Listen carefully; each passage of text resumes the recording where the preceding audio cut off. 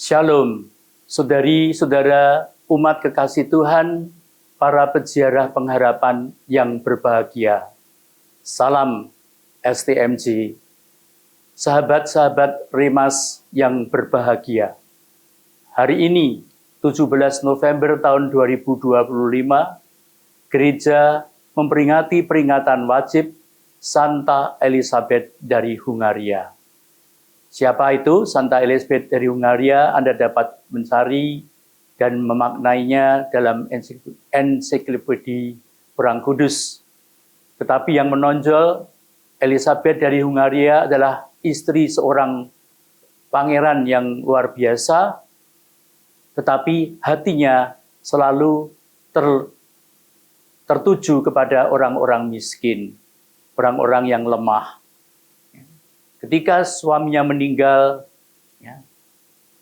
dia selalu dimasalahkan karena dia selalu mengambil makanan-makanan untuk orang-orang miskin. Sampai pada suatu saat ketika dia menjalankan kebiasaannya, mengumpulkan makanan-makanan dan akan memberikannya kepada orang-orang miskin, dia kepergok dan dihentikan. Dan ditanya, apa yang kamu bawa itu? Dan apa yang dilaksanakan? Dia mengatakan, aku membawa bunga-bunga mawar. Maka ketika bontotannya itu dibuka, bunga-bunga mawar bermunculan di situ. Nah, kalau Anda mau melihat patung Santa Elizabeth dari Hungaria, pergilah ke Rumah Sakit Elizabeth Semarang. Di situ kelihatan patung Buddha Elizabeth itu, yang di bawahnya ada bunga-bunga mawarnya. Lepas dari semua itu, saudara-saudari umat kekasih Tuhan, tema permenungan kita adalah Tuhan, semoga aku melihat. Perikopa yang kita dalami dalam Injil Lukas bab 18 ayat 35 sampai 43 itu mengisahkan tentang penyembuhan orang buta di dekat Yeriko. Penginjil lain mengatakan bahwa dia ini bernama Bartimius. Sebuah teks yang kaya makna rohani dan sangat relevan untuk kehidupan kita. Saya dan Anda bisa menyimpulkan bahwa iman yang berteriak kepada Tuhan. Dalam kisah ini, seorang pengemis buta duduk di pinggir jalan ketika Yesus lewat. Dia mendengar kerumunan dan bertanya. Dan ketika tahu bahwa itu Yesus, ia mulai berteriak, Yesus anak Daud, kasihanilah aku. Orang-orang menegurnya agar dia diam, tetapi semakin dilarang, semakin keras ia berseru. Yesus berhenti, memanggilnya dan bertanya, apa yang kau kehendaki supaya aku perbuat bagimu? Ia menjawab, Tuhan, supaya aku dapat melihat. Itulah yang menjadi tema kita, seruan jawaban orang buta itu kepada Yesus. Dan Yesus pun menyembuhkannya karena imannya. Saya dan Anda bisa belajar bahwa iman yang tidak menyerah.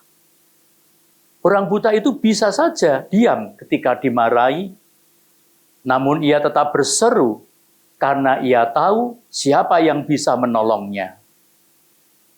Ada kalanya kita merasa permohonan kita mengganggu atau hidup membuat kita terdiam.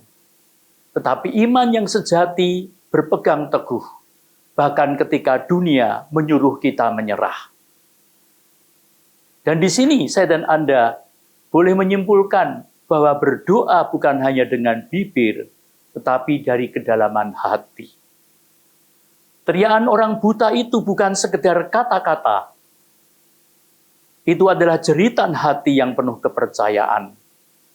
Dan Tuhan mendengarkan bukan hanya suara, tetapi kesungguhan hati. Doa yang keluar dari luka dan harapan yang paling dalam sering menjadi doa yang paling didengar. Dan saudara kasih, Yesus berhenti pada waktu itu untuk mendengarkan yang kecil. Kerumunan bergerak, tetapi Yesus berhenti untuk satu orang yang terpinggirkan.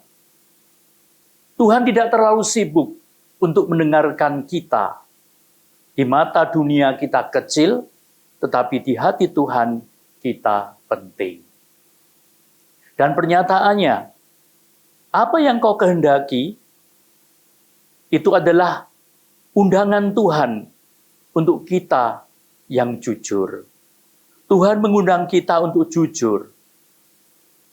Yesus sebenarnya tahu apa yang dibutuhkan orang itu, tetapi ia mengajak orang itu mengungkapkan kerinduannya. Anda masih ingat renungan Romo mengenai ABC? Ask, believe, dan confess. Rindu, mohon, dengan penuh keyakinan dan kepercayaan, dan tahu diri, mengakui kelemahan kerapuan kita. Tuhan ingin kita menyatakan dengan jujur apa yang kita butuhkan. Pengampunan, penyembuhan batin, kejelasan, kekuatan, atau damai. Mengatakan kebutuhan membuat iman menjadi relasi, bukan hanya permintaan. Dan apa yang dikatakan Yesus kemudian, imanmu telah menyelamatkan engkau. Kesembuhan fisik itu hanyalah tanda dari sesuatu yang lebih besar, yaitu keselamatan. Iman tidak hanya memulihkan mata, tetapi membuka mata hati, mengubah cara kita melihat hidup, Tuhan, dan diri sendiri.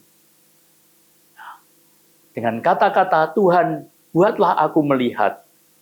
Kemudian saya dan Anda bisa menyimpulkan, dari buta menjadi saksi.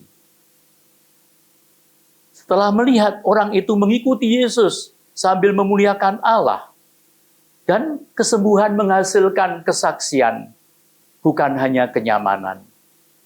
Karena itu, setiap berkat yang kita terima bukan hanya untuk kita nikmati, tetapi untuk memuliakan Tuhan dan membangun sesama.